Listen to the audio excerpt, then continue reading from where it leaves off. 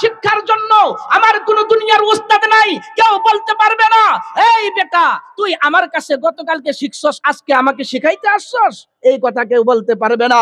কারণ কোন নবী রাসূল কোন মানুষের কাছে পড়েন নাই, পড়ছেন সরাসরি কার কাছে?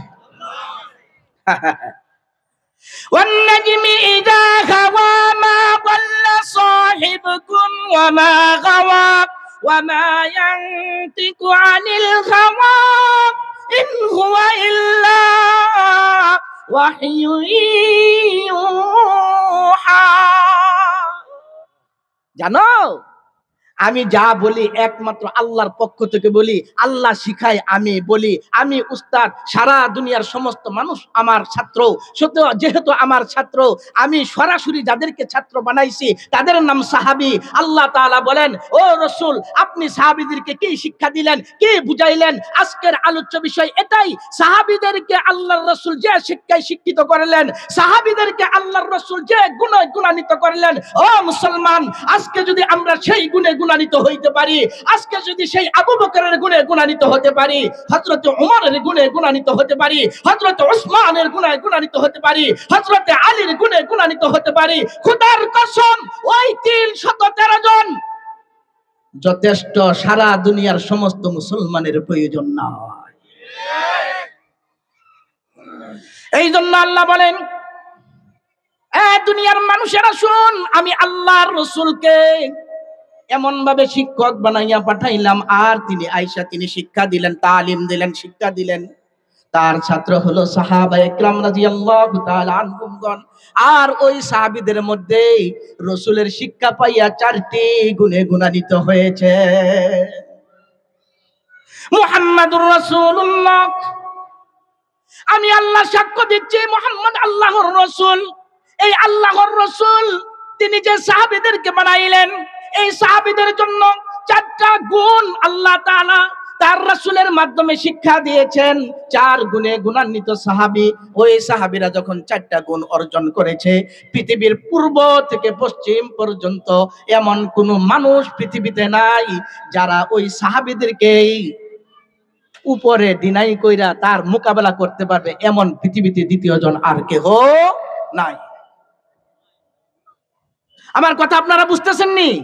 যদি বুঝেন কয়টা গুণ জুড়ে বলেন, সাহাবীদের গুণ কয়টা? সাহাবীদের গুণ 4টা। এই 4 গুণে গুণান্বিত সাহাবায়ে কেরাম আল্লাহর রাসূল তাদের মধ্যে 4টা গুণ তৈরি করলেন। যে 4 গুণের প্রশংসা করে এই আয়াতের মধ্যে আল্লাহ নিজে প্রশংসা করতেছেন, আমি রাসূল পাঠাইছি, রাসূলের সাক্ষ্য দিচ্ছি, আর রাসূল সাহাবীদেরকে বানাইলেন 4 গুণের অধিকারী। এই 4টা গুণ কি? 1 নাম্বার গুণ বয়ান করতে গেলে বলবো, আর আমরা মনে মনে ভাববো আমাদের মধ্যে সেই গুণ আছে কি নাই। কথাটা বুঝছেন নি? তাহলে হবে সাহাবীদের গুণে 4 গুণে আজকের মাহফিল সার্থক। আমার ভাইরা, আল্লাহ বলেন, ওয়াল্লাযীনা মাআহু আশিদ্দাউ আলাল কুফফার। সাহাবীদের 4 গুণের মধ্যে 1 নাম্বার গুণ আশিদ্দাউ আলাল কুফফার।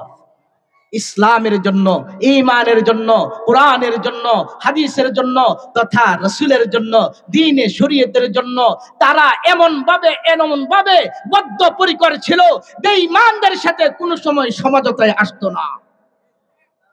আশিদ্দাউ আলাল কুফফার, কাফেরদের মোকাবেলায় এরা কঠিন, এরা মহাপ্রাচীরের মতো, সীসা দ্বারা প্রাচীরের মতো। এই সাহাবায়ে কেরাম রাদিয়াল্লাহু তাআলা আনহুমগণ কুরআনকে রক্ষা করার জন্য, নবীর ইজ্জত রক্ষা করার জন্য কোনদিন বেঈমানের সাথে কোনো সমঝোতা করে না।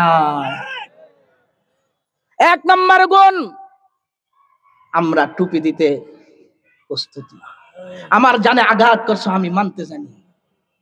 আমার মাল নিয়ে গেছো, আমি হয়তো মানতে পারি। আমার সব কাইরা নিয়ে গেছো, আমি হয়তো বুঝতে পারি, আমি ধৈর্য ধারণ করতে পারি।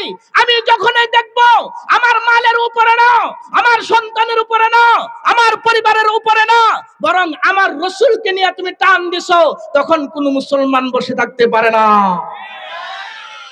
এটাই হলো আমাদের কাজ। সাহাবা একরামের এক নম্বর গুণ, ধর্ম নিয়ে কারো সাথে কোনো বিশেষ সমঝোতা নাই। ধর্ম ধর্ম আর ঈমান, আমার ঈমানকে নিয়ে তুমি টানাটানি করবা, এটা কোনোদিন মানা সম্ভব না। এক নম্বর গুণ, ঈমানকে নিয়ে কোনো সমঝোতা, আরো জোরে বলতে হবে, ঈমান নিয়ে সমঝোতা আছে? ঈমান নিয়ে সমঝোতা নাই। এক নাম্বার গুণ। আমি 4টা গুণ বলবো, তার পরবর্তী কথা আসতেছে, আল্লাহ নিজেই বলবেন, আমি লম্বা করব না, ব্যাখ্যা করব না, শুধুমাত্র একটা একটা বলে যাই। আল্লাহ বলেন, والذين معه أشداء على الكفار رحماء بينكم। আমার ভাইয়েরা, কিভাবে বলবো আপনাকে কথাটা, কিভাবে বুঝাবো আপনাদেরকে কথাটা? সাহাবা একরাম তো নিজের জান দিতে রাজি, মাল দিতে রাজি, পরিবার দিতে রাজি, সন্তান দিতে রাজি, সব দিতে রাজি, ঈমান দিতে রাজি না। এমন শক্ত মানুষগুলো যখন পারস্পরিক হইতো, একে অপরের সাথে সম্পর্ক, যেমন কেউ মুসলমান, আমিও মুসলমান, তুমি আমার মুসলমান ভাই, এই ভাই ভাই হিসাবে তাদের মাঝে অবস্থাটা এমন ছিল অবস্থা, রুহামা উবাইনাহুম, একে অপরে এত সুন্দর ভালোবাসা, এত সুন্দর প্রেম আর ভালোবাসা। একজন যদি অবস্থা এমন হইতো একটু কষ্ট হবে, আরেকজন দৌড়াইয়া আসতো, কার কষ্ট অন্যজনে সহ্য করতো না। পারস্পরিক মহাব্বত আর ভালোবাসা, এদের তুলনা হয় না। আল্লাহ প্রশংসা কইরা বলতেছেন, দ্বিতীয় নাম্বার গুণ হলো, সাহাবীরা এক মুসলমান আরেক মুসলমানকে এমন ভালোবাসতেন যে ভালোবাসার কারণে নিজের জান দিতে রাজি, অন্য মুসলমানকে কষ্ট দিতে রাজি না। সাহাবীদের কয় নাম্বার গুণ? জুড়ে বলেন, কয় নাম্বার গুণ?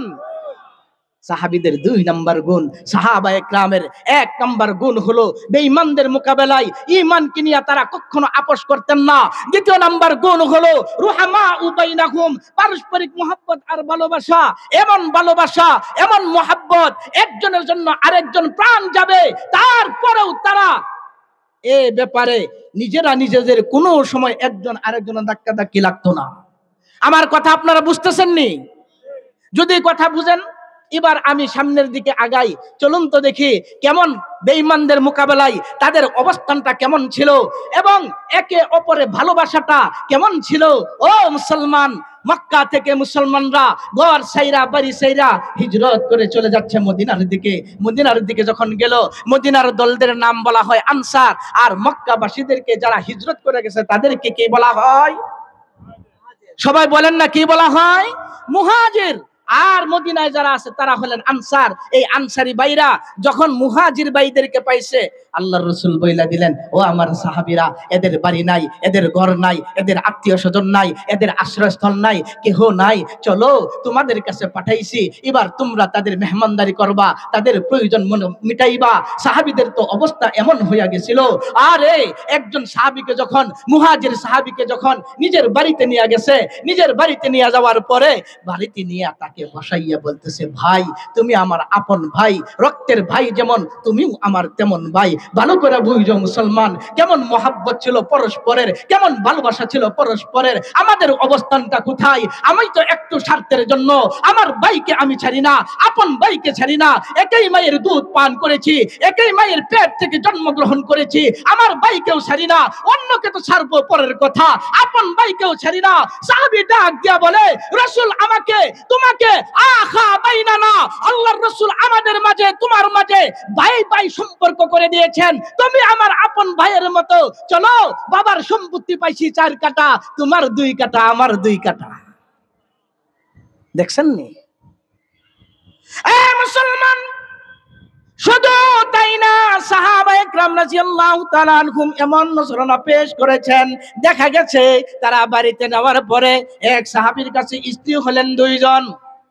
ভাই আয়, আমি এক স্ত্রীকে ছেড়ে দেই, তালাক দিয়া দেই, আর ওই স্ত্রীকে তুমি বিবাহ করে না।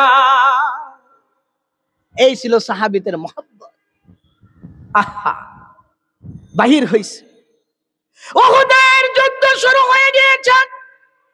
গোটা এলাকার মধ্যে ছড়াইয়া গেছে, কাদ কুতিলা মুহাম্মদ, কাদ কুতিলা মুহাম্মদ। আল্লাহর রাসূল ইন্তেকাল করেছে, আল্লাহর রাসূল ইন্তেকাল করেছে। চতুর্দিক থেকে মানুষগুলো দৌড়াদৌড়ি শুরু করেছে। ময়দানের মধ্যে যারা আছে তারাও ভাগতে শুরু করেছে। গহীর বাহির থেকে যারা শুনেছে তারা ময়দানের খবর নেওয়ার জন্য আসতেছে। এক সাহাবী ডাক দিয়া বলে, মনে মনে বলে, যুদ্ধের ময়দানে কে জানি আহত হইয়া আছে, কত মানুষ শুনলাম শাহাদাত বরণ করেছে। ঘর থেকে এক গ্লাস পানি নিয়েছে, পানি নিয়ে ময়দানের দিকে দৌড়াইয়া গেল। দৌড়ায় গিয়ে বুঝাইতে চাই, কে আমার ভাই মুসলমান আছো, আহত অবস্থায় পানির জন্য কষ্ট করতেছো, পানি পানি করতেছো, পানি পান করানোর জন্য। তিনি যখন এখান থেকে বাহির হইয়া গেলেন আর ময়দানের মধ্যে পৌঁছাইলেন, হঠাৎ করে একজনের থেকে আওয়াজ আসতেছে, আহত অবস্থায়, ক্ষত বিক্ষত অবস্থায়, রক্তাক্ত অবস্থায়, বলতেছে, কে আছো, পানি দাও, একটু পানি দাও, পানি দাও, পানি দাও, পানি দাও, কে আছো, পানি দাও। সাহাবী বলে, আমি দৌড়ায় গেলাম পানি দেওয়ার জন্য। যখন দৌড়ায় গেলাম পানি দেওয়ার জন্য, গিয়া দেখি বেশিক্ষণ বাঁচবে না, হয়তো কিছুক্ষণ বাঁচবে, তারপরে দুনিয়া থেকে চলে যাবে। এই অবস্থায় পানি পিপাসাটা লাগছে, সে চিৎকার করতেছে, পানি পানি পানি, মুখ থেকে আওয়াজ আসতেছে না। ও মুসলমান, আজকে তুমি কতটুকু রক্ত দিয়েছ, আজকে তুমি ইসলামের জন্য কতটুকু কষ্ট করেছ, আজকে তুমি কতটুকু মেহনত করেছ, তোমাকে জিজ্ঞেস করো। কিয়ামতের ময়দানে রাসূল যদি জিজ্ঞেস করেন ঈমানের জন্য, ইসলামের জন্য, কোরআনের জন্য, আল্লাহর জন্য, আমি বিশ্ব নবী যার শরীরে একটা মশা মাছি বসা হারাম ছিল, মশা মাছি বসতে পারে নাই, আমার শরীরের মধ্য থেকে এই ঈমানের জন্য, দ্বীনের জন্য রক্তাক্ত করেছে, ক্ষত বিক্ষত করেছে, উহুদের ময়দানে দান্দান মুবারক শাহাদাত করতে হয়েছে, আমার মাথা মুবারককে ছিদ্র করে মাথাকে ফাটাইয়া দেওয়া হয়েছে, উটের বুড়ি আমার মাথায় দেওয়া হয়েছে। এত কষ্ট করেছি ঈমানের জন্য, ইসলামের জন্য, সেই রক্তমাখা ইসলাম, সেই উহুদের ইসলাম, সেই বদরের ইসলাম, সেই খন্দকের ইসলাম তোমাদের কাছে রেখে আসছিলাম। তোমরা কি করছো, তোমরা কি করছো? নামাজ পড়ারই আমাদের সুযোগ নাই, নামাজ পড়ার এই সময় নাই। ইসলামের অন্য বিধান মানবো তো মানবো পরের কথা, সবচেয়ে বড় বিধান মুসলমানের জন্য নামাজ আদায় করা। নামাজটা পড়ার সময় নাই, কিয়ামতের ময়দানে আল্লাহর সামনে তুমি আমি কি জবাব দিব?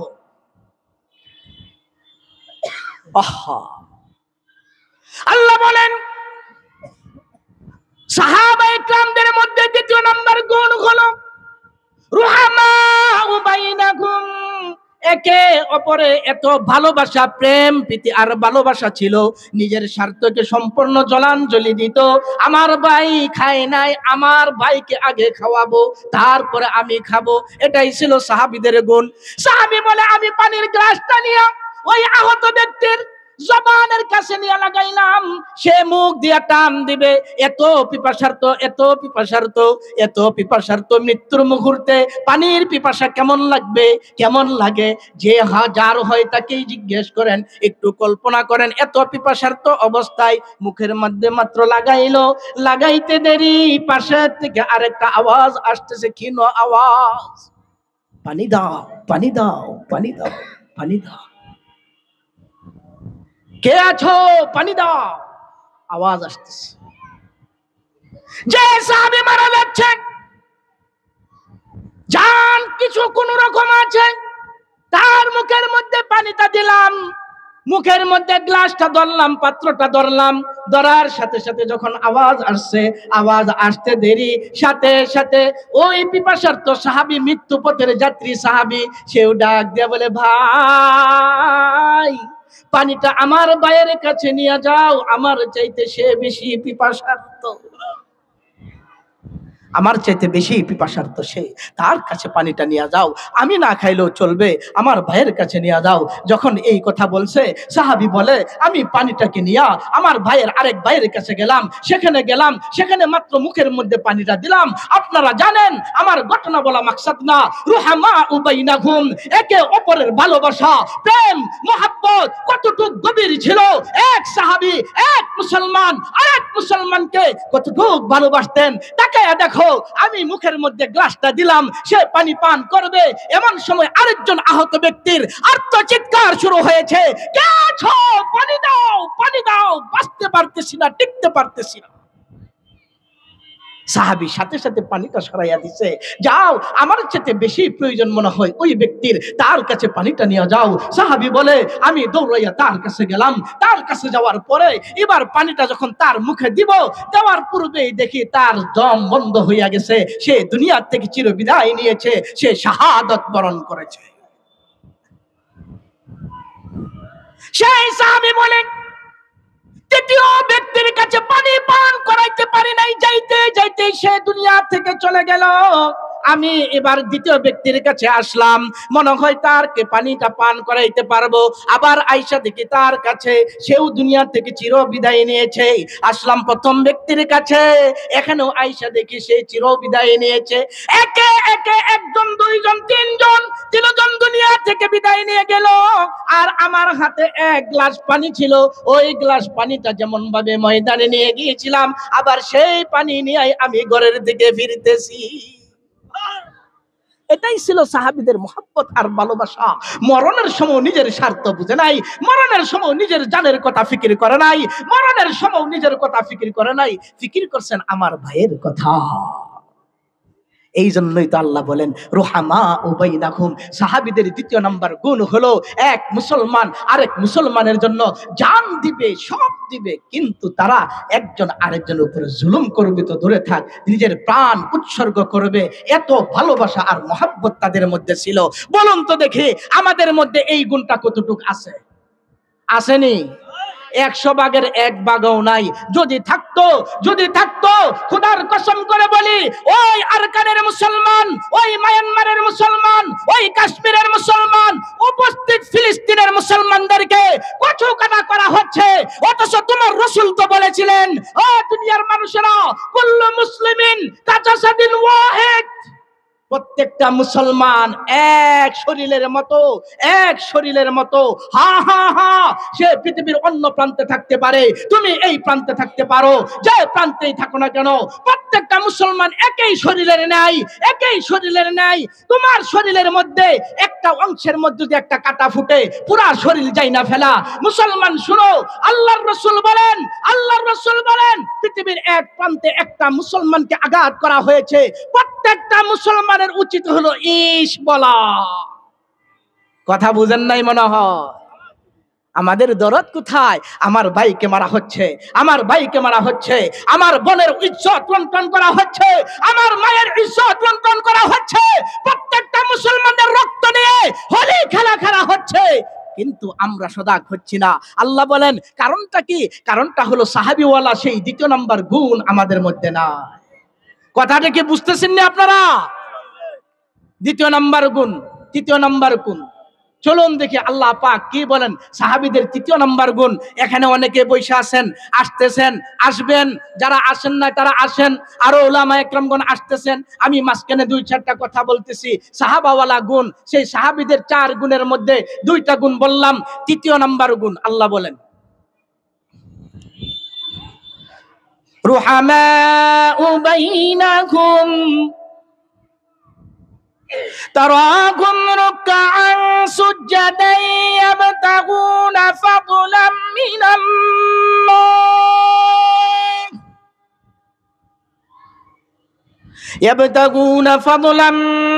الله ورضوانا।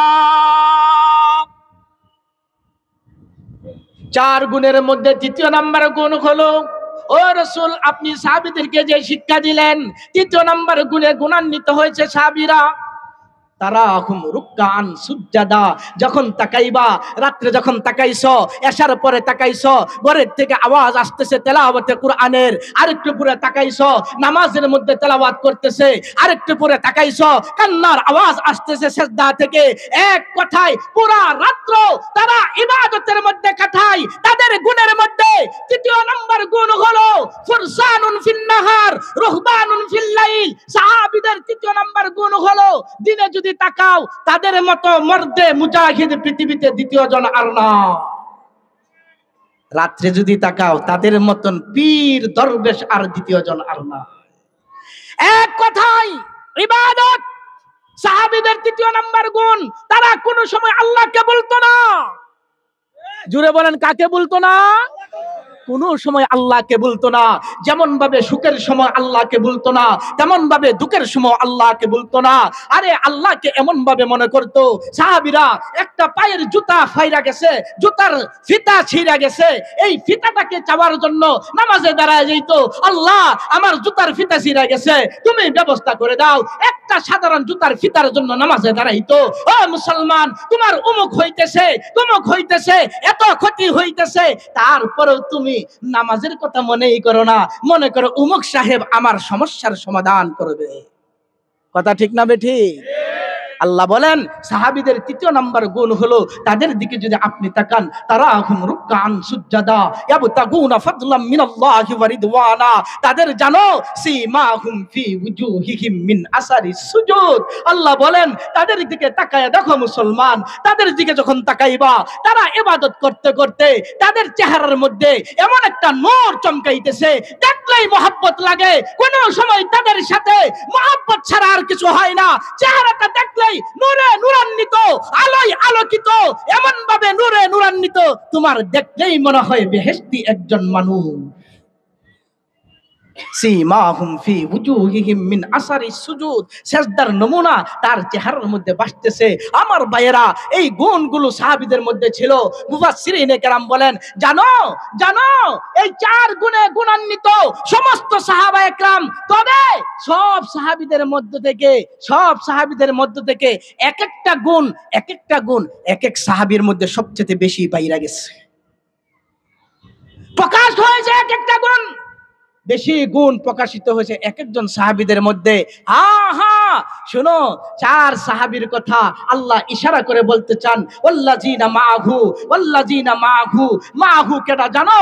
আল্লাহর রাসূলের সঙ্গে যিনি ছিলেন, আল্লাহর রাসূলের সঙ্গে সবচেয়ে কাছের সঙ্গী ছিলেন হযরতে আবু বকর সিদ্দিক রাদিয়াল্লাহু তাআলা আনহু। মুফাসসিরিনে কেরাম বলেন, ওয়াল্লাযিনা মাআহুর দ্বারা সমস্ত সাহাবী ছিলেন আল্লাহর রাসূলের সঙ্গী, কিন্তু হযরতে আবু বকরের মতো সঙ্গী অন্য কোন সাহাবী হতে পারে না। সুবহানাল্লাহ। কেমন সঙ্গী ছিলেন? ওয়াল্লাযিনা মাআহু, জানো কেমন সঙ্গী ছিল পেয়ারা নবীর হযরত আবু বকরের সঙ্গী।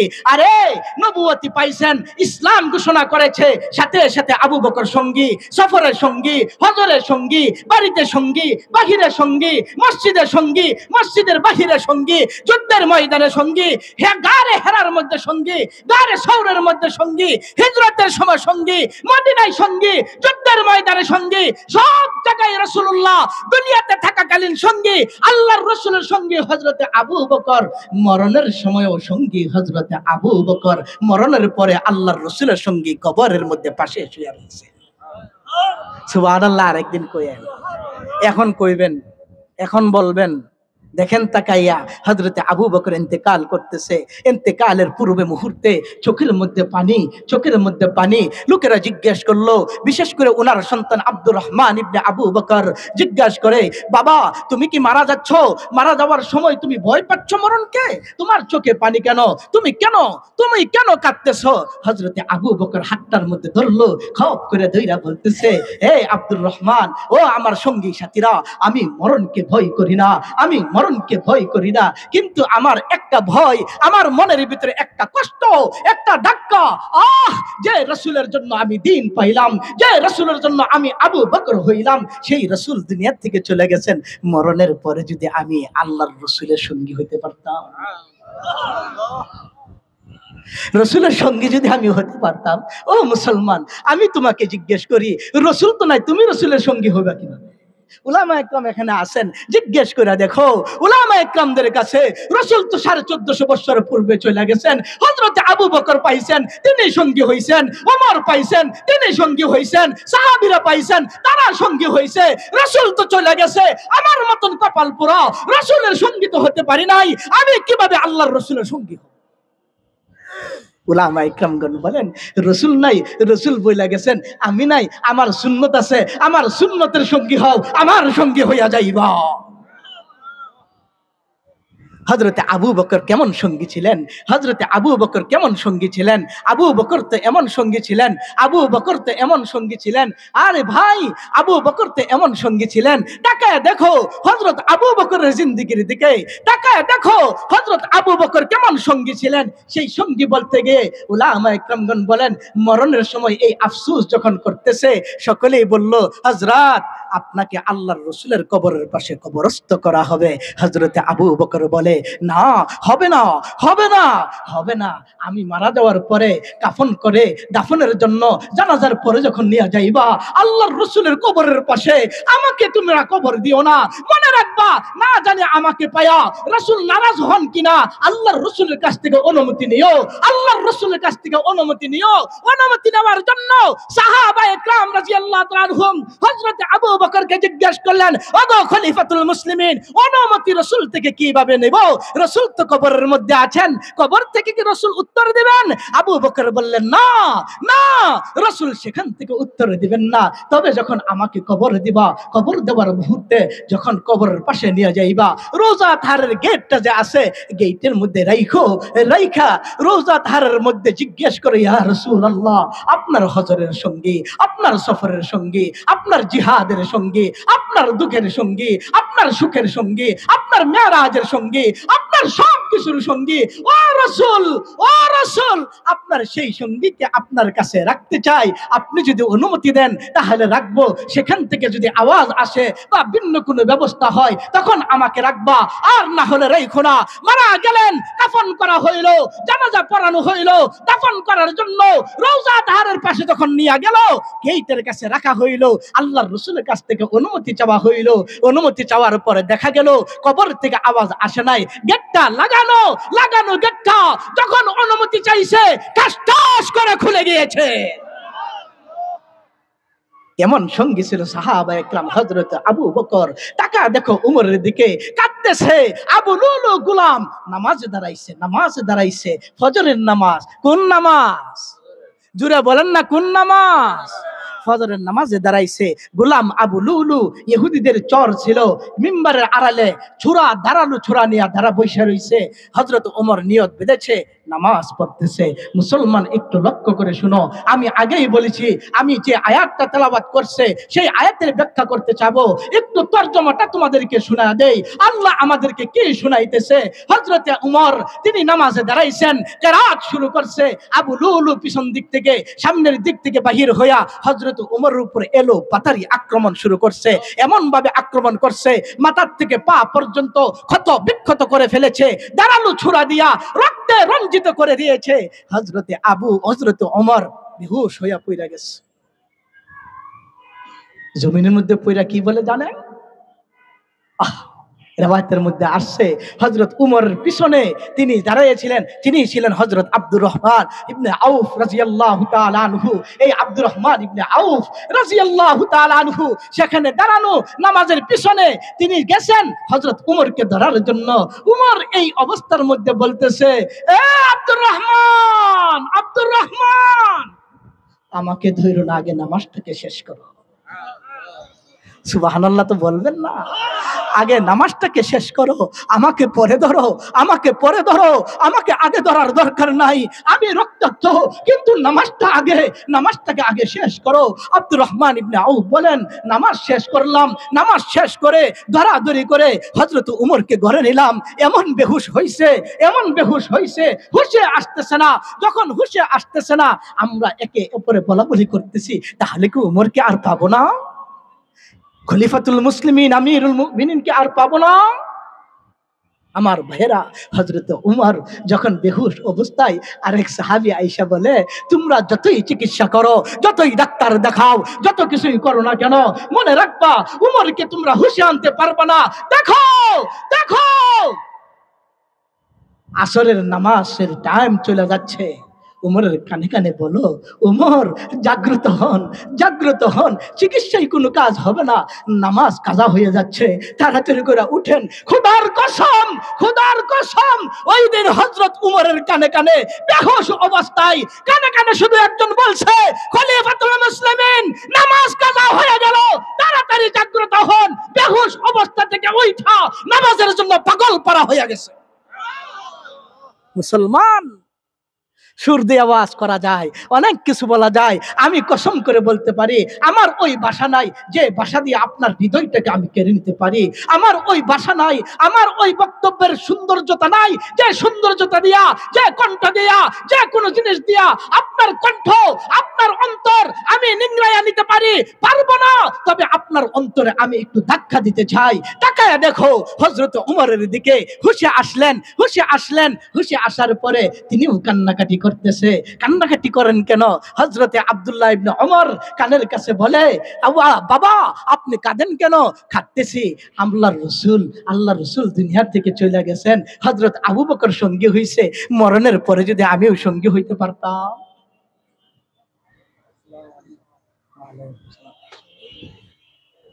আমার কথা আপনারা বুঝতেছেন নি?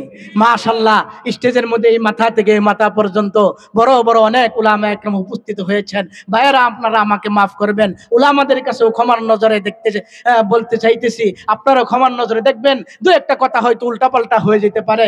আমি যে কথাটা বলতে চাইলাম, রুহামা বাইনাহুম, একে অপরের ভালোবাসা, তারাহুম রুকআন সুজ্জাদা, মুহাম্মাদুর রাসূলুল্লাহ ওয়াল্লাযিনা মাআহু, আল্লাহর রাসূলের সঙ্গী যদি হতে চাও, নবীর সুন্নতের সঙ্গী যদি হতে চাও, আবু বকরের মতো হও, উমরের মতো হও, হযরত উসমান আলী সাহাবায়ে কেরামের মতো হও। তাকায় দেখো তারা কেমন সঙ্গী ছিল।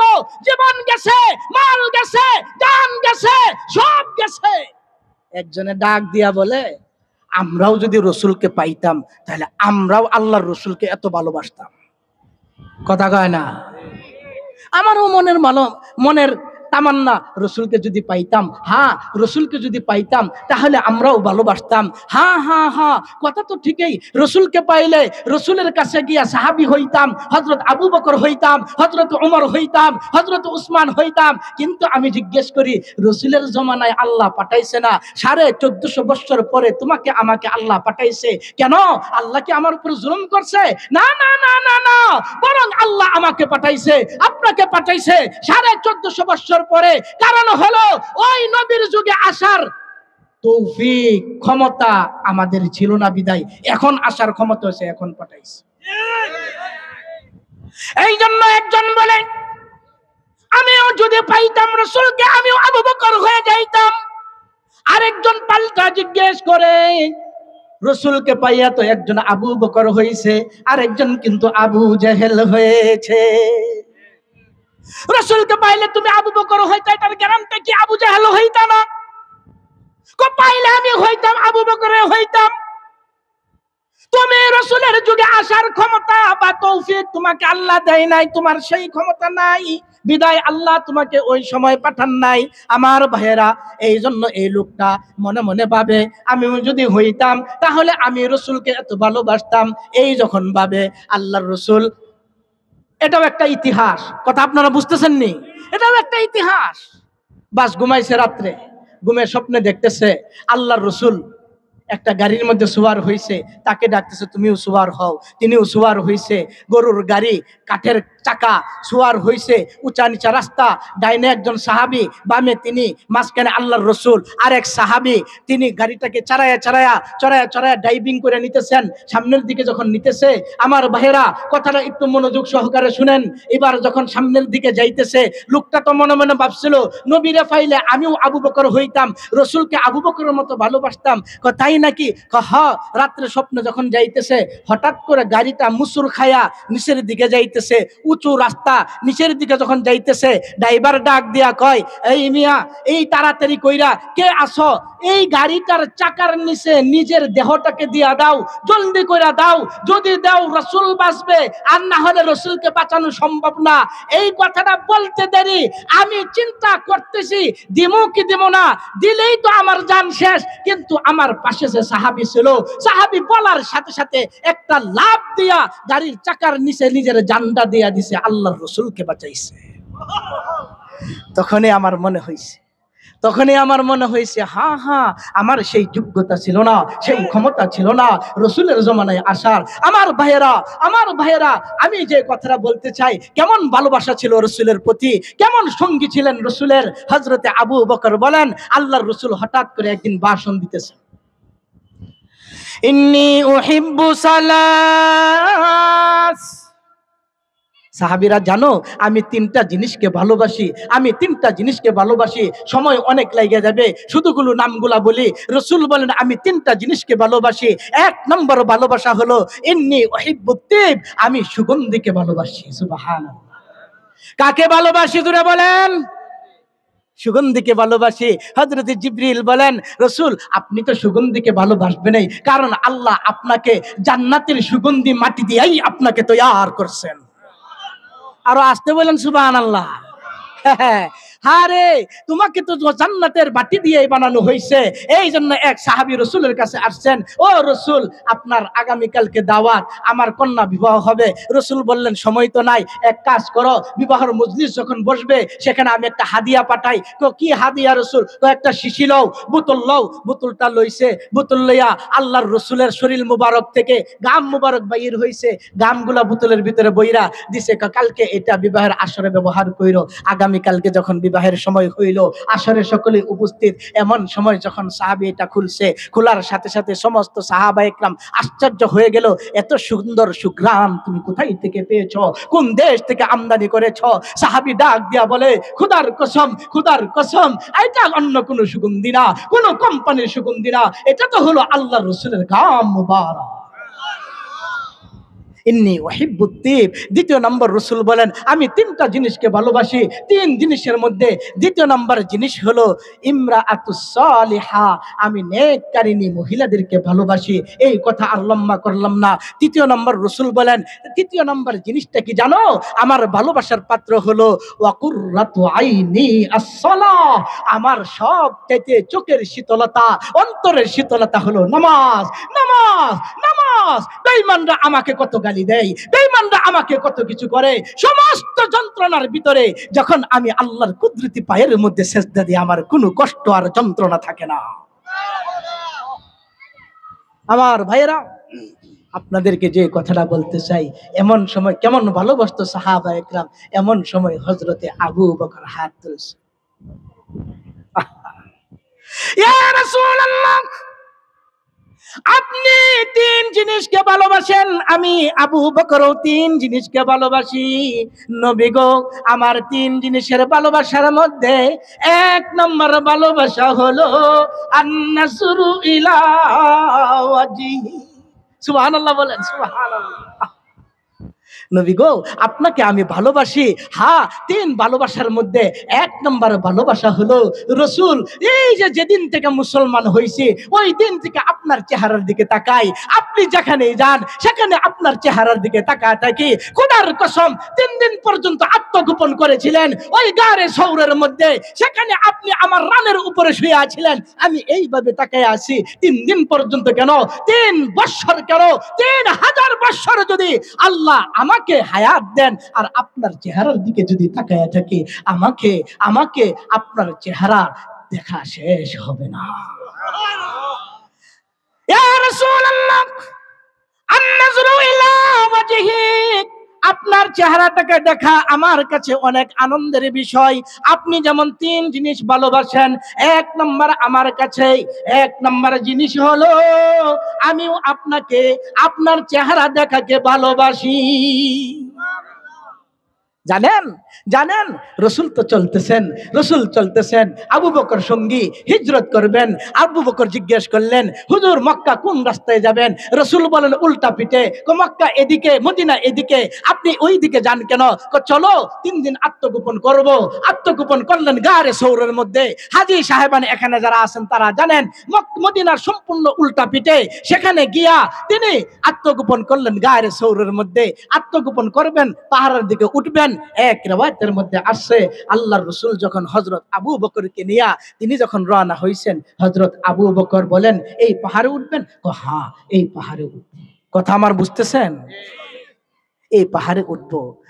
হযরত আবু বকর বলেন, ইয়া রাসূলুল্লাহ, আপনি এই পাহাড়ে উঠবেন, বলুন তো দেখি, আপনি যেদিন মেরাজে গিয়েছিলেন ওই দিন তো আল্লাহর পক্ষ থেকে আপনার জন্য বুরাক আসছে, আপনাকে উঠাইয়া নিয়ে গেছে। আজকে এই ৩৫০০ ফিট উপরে উঠবেন, এত উঁচু পাহাড়ের মধ্যে আপনি কিভাবে উঠবেন? আপনার জন্য বুরাকের ব্যবস্থা আছে?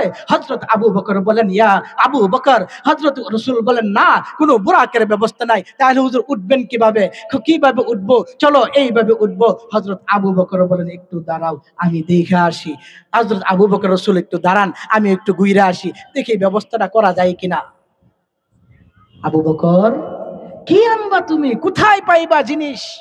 এই রাত্রির ভিতরে চতুর্দিকে দুশমনরা আমাকে খুঁজতেছে, আর তুমি বলতেছো জিনিস নিয়ে আসি এখানে উঠানোর জন্য। তুমি কি পাইবা? কোন জানোয়ার পাইবা, প্রাণী পাইবা যার উপর সোয়ার হইয়া উঠবো? আবু বকর যাওয়ার দরকার নাই। হযরত আবু বকর বলেন, ইয়া রাসূলুল্লাহ, মাফ করবেন, একটু দাঁড়ান। হযরত আবু বকর হাতটাকে গুছাইলেন, জামাটাকে গুছাইলেন, গুছাইয়া আল্লাহর রাসূলের সামনে মাথাটাকে এইভাবে ঝুঁকাইয়া দিছে। ঝুঁকাইয়া দিয়া বলতেছে, হুজুর, আপনি আমার কাঁধে উঠেন, আমি আবু বকরে আপনার জন্য আজকের জন্য বুড়া। ওয়াল্লাযীনা মাআহু, ওয়াল্লাযীনা মাআহু, কেমন ছিল রাসূলুল্লাহর সঙ্গী আবু বকর, কেমন ছিল হযরত ওমর। আমার ভাইয়েরা, আমার ভাইয়েরা, আল্লাহ তো বর্ণনা করতেছেন, বর্ণনা করতে করতে শেষ করতেছেন না। সাহাবীদের একটা উদাহরণ দিচ্ছেন। সাহাবীদের উদাহরণ দিতে গিয়া আল্লাহ বলেন, জানো, জানো সাহাবীরা কেমন ছিল? কাযারইন, কাযারইন। মনটার মধ্যে একটু লাগাই, সাহাবীরা কেমন ছিল? গাজারইন, গাজারইন, একটা ফসলের মতো ছিল। কেমন ফসল? দেখো, একজন কৃষক যখন ক্ষেতের মধ্যে কিছু জিনিস লাগাই আসে, বীজ বপন করে আসে, কিছুদিন পরে যখন যায় তখন তাকায় দেখে এই যে বীজটা কিছুদিন আগে লাগাই আসছিলাম, আজকে কি সুন্দর হইয়া, বড় হইয়া, সুন্দর হইয়া, এত সুন্দর জলমল করতেছে, সবুজ শ্যামল হইয়া সে বাতাসে হেলে দুলতেছে, হেলতেছে দুলতেছে, খুশি হইয়া যা। কৃষক খুশি হয় কি হয় না? জুড়ে বলেন, খুশি হয় কি হয় না? সাহাবীদের উদাহরণ ওই কৃষকের মতো, ওই কৃষকের ফসলের মতো। কৃষক হলেন রাসূল, সাহাবীদেরকে ফসল বানাইলেন, এমন ফসল বানাইলেন কৃষক যেমন খুশি হইয়া যা, আল্লাহর রাসূল খুশি হইয়া গেছেন। কেমন ফসল বানাইলেন? ফসলতে এমন বানাইলেন, তাকায়া দেখো ওই উহুদের যুদ্ধের দিকে, উহুদের ময়দানের দিকে সাহাবায়ে কেরাম রাদিয়াল্লাহু তাআলা আনহুম ৭০ জন নজরানা দিয়েছেন, শাহাদাত বরণ করেছেন। এমন কোন সাহাবী নাই যে সাহাবী আহত হয় নাই, রক্ত বাহির হয় নাই। এমন কোন সাহাবী নাই যে সাহাবীর শরীর থেকে ক্ষত বিক্ষত হয় নাই। এই কঠিন থেকে কঠিন অবস্থার ভিতরে ৭০ জন সাহাবী, প্রত্যেকটা মানুষের অবস্থাটা এমন, কারো ভাই মারা গেছে, কারো বাবা মারা গেছে, কারো শরীর থেকে রক্ত ঝরতেছে, কারো হাত নাই, কারো পাও নাই, কারো কোনো কিছু নাই। এই অবস্থার ভিতরে হাসপাতালে কাতরাইতেছে। এই অবস্থার ভিতরেও আমার ভাইয়েরা, আমি কথা সংক্ষেপ করতেছি, আমার কথাটা একটু বুঝতে চেষ্টা করেন। কেমন ফসল ছিল সাহাবায়ে কেরাম, আমার ভাইয়েরা, হযরতের সাহাবায়ে কেরাম এই যুদ্ধের ময়দানে ক্ষত বিক্ষত অবস্থায় যখন যুদ্ধ শেষ হইছে, আল্লাহর রাসূল গোয়েন্দা বাহিনী পাঠাইলেন, এই দেখো মক্কার বাহিনীরা মদিনার দিকে যায় না মক্কার দিকে যায়? যদি মদিনার দিকে যায় আমাকে জানাইবা। গোয়েন্দারা খবর দিল রাস্তা থেকে আবার যুদ্ধের পরে মদিনার দিকে রওনা হওয়ার পরামর্শ চলতেছে। আল্লাহর রাসূল ঘোষণা দিলেন, তাল ইয়া বেলাল, এদিকে আসো বেলাল। ঘোষণা দিলেন, বেলাল যাও, আযান দাও, এলান করো, হাইয়া আলাল জিহাদ। ঘোষণা দিল। আবারও কে আছো? আল্লাহর রাসূলের দ্বীন হেফাজত করার জন্য, আল্লাহর দ্বীন হেফাজত করার জন্য কে আছো? আসো, আবার যুদ্ধের ময়দানে নামতে হবে। তাকায় দেখেন ওই দিন হযরতে বেলাল আওয়াজ দিল, রাসূলের পক্ষ থেকে ঘোষণা দিল। হাদিসের মধ্যে আসছে, হাদিসটি ইতিহাসের মধ্যে দেখেন খুলে, ইতিহাসের মধ্যে লেখা যে হাসপাতালের বেডের মধ্যে ছিল, সেই হাসপাতালের বেড ছাইরা হাঁটতে পারে না, হামাগুড়ি দিয়া দিয়া বলতেছে, লাব্বাইকা ইয়া রাসূলুল্লাহ, আহত হইছি তো কি হইছে, হাত নাই হয়তো কি হইছে, পা নাই হয়তো কি হইছে, আমি হাজির, আমাকে যুদ্ধের ময়দানে নিয়ে চলেন, আপনার জন্য, দ্বীনের জন্য আমি আমার জান দিয়া দিতে চাই।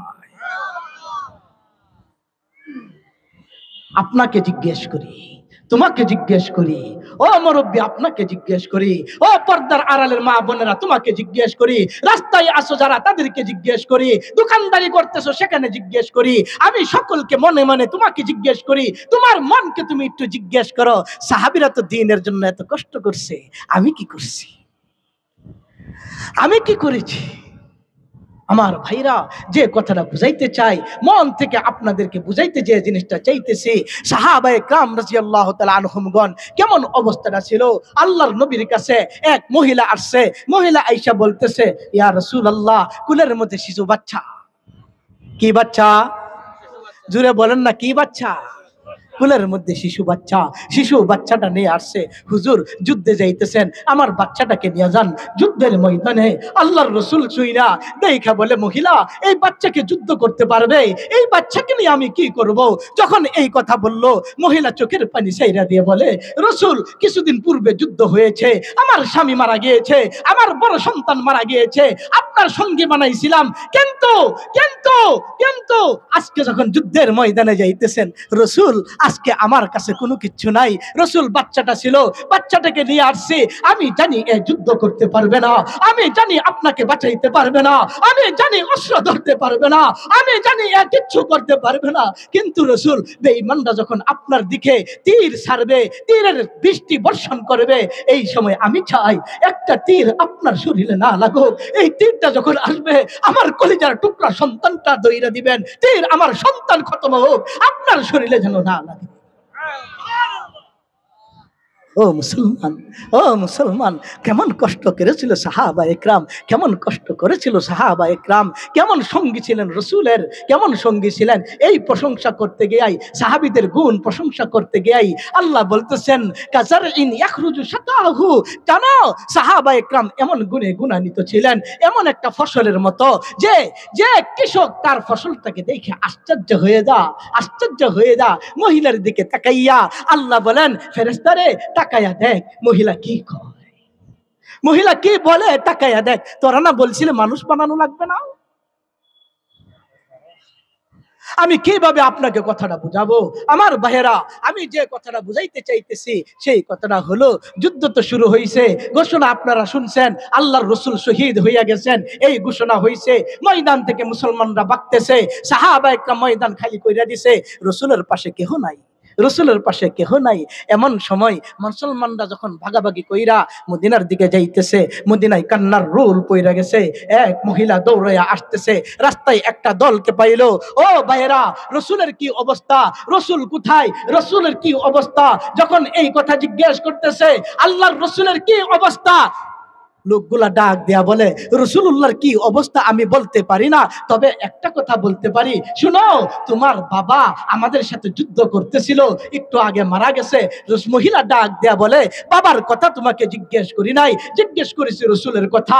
দৌড় দিছে ময়দানের দিকে, আর দল পাইলো, জিজ্ঞেস করলো আল্লাহর রাসূলের কি অবস্থা, রাসূলুল্লাহর কি খবর। যখন জিজ্ঞেস করছে লোকটাকে, লোকগুলা ডাক দেয়া বলে, আল্লাহর রাসূলের খবর ময়দানে জানি না কি অবস্থায় আছেন, তবে তবে আমার সঙ্গে ছিল তোমার সন্তান, তোমার সন্তানটা শাহাদাত বরণ করেছে। ও মহিলা, তোমার সন্তান শাহাদাত বরণ করেছে। মহিলা চিৎকার করে বলে, কি হলো তোমাদের, তোমাকে জিজ্ঞেস করতেছি রাসূলুল্লাহর কথা, আমার সন্তানের কথা তো জিজ্ঞেস করি নাই, বাবার কথা তো জিজ্ঞেস করি নাই, বলো দেখি আমার রাসূল কেমন আছে, বলো দেখি আমার রাসূল কেমন আছে। এই কথাটা যখন বললেন, চলে দৌড় দিল, সাহাবীরা চলে আসলো, আরেক দল পাইলো, সেই দলে বলতেছে, জানো জানো, তুমি জিজ্ঞেস করতেছো রাসূলের কথা, জানি না রাসূল কেমন আছেন, তবে তবে তোমার আমাদের সঙ্গে তোমার স্বামী ছিল, তোমার স্বামী মারা গেছে, বাবার দুঃসংবাদ পাইলো, স্বামীর দুঃসংবাদ পাইলো, সন্তানের দুঃসংবাদ পাইলো, সবার দুঃসংবাদ পাইলো। দুঃসংবাদ পাওয়ার পরেও মহিলা বলতেছে, তোমাদের কাছে তো এই জিনিসটা চাই নাই। ময়দানের দিকে দৌড় দিছে, খবর নিল রাসূল উহুদের পাহাড়ে আহত অবস্থায় আছেন, দৌড় দিছে, দৌড়া গিয়া পাহাড়ে উঠছে, দূরের থেকে রাসূলের চেহারাটাকে দেখছে, দেখার পরে রিওয়ায়াতের মধ্যে আসে এই মহিলাটা স্বামী হারা, মহিলাটা সন্তান হারা, মহিলাটা বাবা হারা। এই মহিলা যখন রসুলের চেহারা দেখছে, একটা দৌড় দিছে রসুলের পায়ের কাছে পইরা, এইভাবে তাকায়া বলে, ইয়া রাসূলুল্লাহ, কুল্লু মুসিবাতিন বাদাকা সাহলুন। বাবা মরার মুসিবত, সন্তান মরার মুসিবত, বাবা মরার মুসিবত, সন্তান মরার মুসিবত, স্বামী মরার মুসিবত, সব আমার খতম হইয়া গেছে যখন দেখেছি আপনি সুস্থ আছেন। এই ছিল প্রেম আর ভালোবাসা। রসুল তো দুনিয়াতে নাই, রসুল তো দুনিয়াতে নাই। ও মুসলমান, যারা দাঁড়ায় আছো, যারা যেখানে আছো, রসুল তো দুনিয়াতে নাই, সেই রসুলকে পাবো না। রসুলের জন্য তো তারা সাহাবায়ে একরাম জান প্রাণ ছিল, এমন জান প্রাণ ছিল, বিদায় সাহাবায়ে একরাম রাদিয়াল্লাহু তাআলা আনহুমগণের ব্যাপারে আল্লাহ তাআলা এবার তাদের ব্যাপারে নিজেই প্রশংসা গাইয়া বলতেছেন, জানো লাহুম মাগফিরাতু ওয়া আজরুন আযীম, লাহুম মাগফিরাতু ওয়া আজরুন আযীম।